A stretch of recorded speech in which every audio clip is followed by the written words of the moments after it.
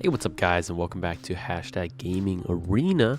I'm Soy, and we have a shorter exhibition show match for you today. This was right at the start of BT10 format where you're still trying out the new decks. On the left side, we have Kaido DX, otherwise known as Michael, playing Minerva Loop. On the right side, we have me, Soy, playing Blue Flare. And so the objectives of both of these decks are, they're pretty simple. Blue Flare has been defined as kind of a resurgence of Blue Hybrid. It's trying to stun strip sources, but noting it doesn't really need to strip sources to stun, so you'll see less Tommies, you'll see less of those Kumamons, and more of its own support pieces. And Minerva Loop is trying to go into their Minervamon level 6, and then use its effect, its on deletion effect, combined with the Revive from Darkness effect to be able to play out Cerberusmon for free, and then use Cerberusmon Werewolf mode played out for free to gain 9 memory back. And so now we're seeing both decks get started.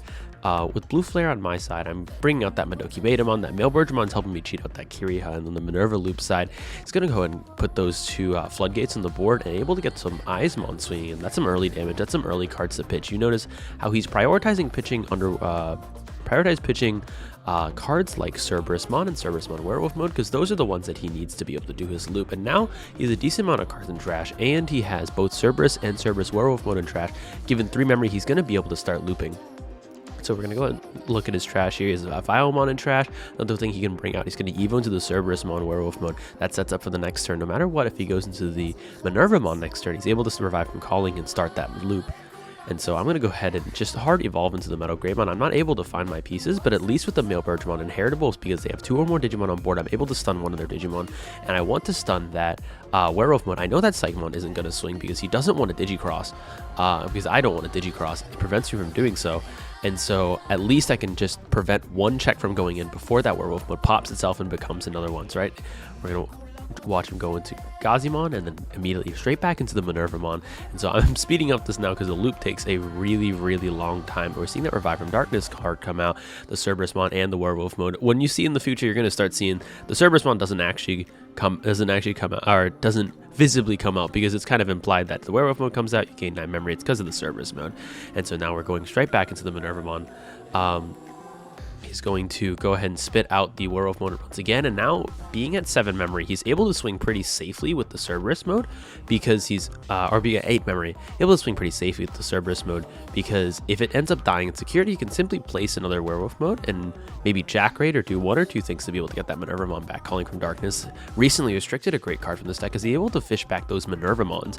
And now a reminder that because Rush is on Cerberus Werewolf mode only, if it evolves it into the Minervamon, it loses the Rush. So he has to take the risk swing with the Werewolf mode specifically. He's going to use 2 Jack Raids to go up to 9 memory. He's going to go ahead and evolve that Cerberus Werewolf mode into the Lilithmon. And so that's reminiscent of that Lilith loop from the older formats. He's going to grab back a Jack Raid or a Revive from Darkness, and see what I'm talking about here. He's able to drop the Cerberus mode for fairly cheap, go into the Werewolf mode. He's counting how many cards in trash because he wants to be able to line up that Jack Raid so he can go straight into Minervamon. And there we go. The Jack Raid combined with the Lilithmon effect ends up setting him to 4. He's going to Evo into Minervamon, and there's the loop all over again. And so, like, we're seeing how he can reset his loop given enough memory and given enough resources. That's why he's pitching those Jack Raids kind of early so you can grab him back from the Lilithmon effect. And there's the Cerberus Werewolf mode again. He's going to see if he's going to go ahead and evolve it. He's going to go ahead and pitch a Ginkaku Promote, and that's going to be a pretty good game closer. If he gets to Revive from Darkness, he's going to swing with the Cerberus Werewolf mode, Evo straight back into the Minervamon. Now at 3 memory, he's going to be able to use that Revive from Darkness, but he doesn't seem to have it. Looks like he's debating whether or not to use the Calling from Darkness. And being 3 memory apart, the key difference between both of these cards is that Revive from Darkness is going to let you do the loop, or Calling from Darkness is going to let you grab back more Digimon. And so he's going to use the Minervamon trash effect to be able to pull out the Eismon, and he's going to grab the Cerberusmon.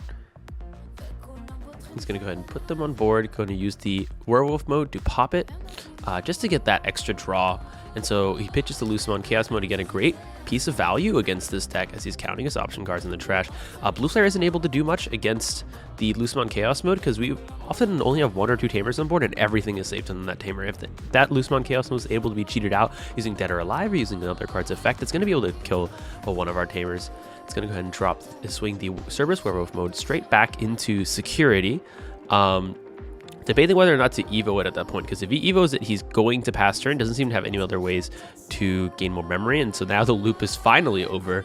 You see he's popped most of the cards in his deck. I'm going to go ahead and pop the Blazing Memory Boost, going to go to 5. In Decker Dramon, trying to find some more pieces. My only hope here is to be able to stun both of his pieces, but even still, that's not going to be able to be of much value, because he's going to be able to simply calling his Minervamon and pull out a Cerberus Werewolf mode, which is going to be able to keep swinging for game. He's a rookie in the back, which means he already has a swing available. I'm going to Digicross for 3 into the Metal Greymon, and that hand swipe indicating that I've stunned all of those Digimon, and that Gazimon's going to go ahead and immediately swing into security. Now I'm going to be able to be at 0 security to the Gaussmon. Gaussmon is going to set it to live, and then the Revive from Darkness, like I was talking about, coming out. The Cerberus Werewolf mode is going to get cheated out. Because you're playing the Cerberus Mon and the Cerberus Werewolf mode, you're going to get cheated up to 8-9 memory, and that Cerberus Werewolf mode is going to close out the game. And so not a very impressive showing for my Blue Flare deck here, but a really good showing as to how powerful Minerva Loop can be when it's able to get its loop off. Again, thank you all so much for watching. Remember to leave a like and comment below if you enjoyed our content. Make sure to leave some comments asking us about these decks, telling us what decks you want to see next, and of course, make sure to subscribe. See you all later.